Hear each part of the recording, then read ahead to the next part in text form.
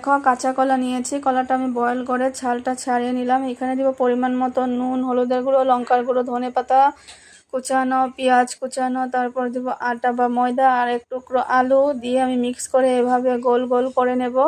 তো দেখো গোল করা হয়ে গেছে। তো কড়াইতে সরিষার তেল দিয়েছি, তেলটা গরম হয়ে গেছে। এখন এক এক করে আমি কলার কোপ্তাগুলো সুন্দরভাবে ভেজে নিলাম।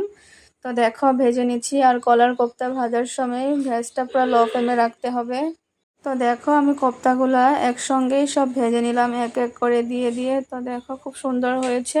আর কড়াইটা খুব গরম হতে হবে, গরম হওয়ার পরে দিতে হবে, নাহলে তো লেগে যায়। তো আমি কড়াইটা গরম করে নিয়েছিলাম, তাই কোপ্তাগুলা একটাও ভাঙে নেই আর লেগে যায় নেই কড়াইতে। তো দেখো আমি সবগুলা কোপ্তাই কিন্তু এখানে দিয়ে দিছিলাম, একসঙ্গে ভাজা করেছি। তো দেখো কি সুন্দর করে ভাজলাম কোপ্তাগুলা, কিন্তু লো ফ্লেমে একদম আমি লালচা করে ভেজে নিয়েছি। তো দেখো কি সুন্দর লাগছে দেখে, খেতেও কিন্তু দারুণ হয়েছিল। তো কড়াইতে আমি সরষের তেল দিয়ে জিরা ফোড়ন দিয়েছি, কাঁচা পেঁয়াজ দিয়েছি। তারপর এখানে আমি টমেটো, আদা, রসুন, কাঁচা লঙ্কা পেস্টটা দিয়ে দিলাম। দিয়ে আমি এটা এখন একটু সময় মিক্স করে কষিয়ে নেব।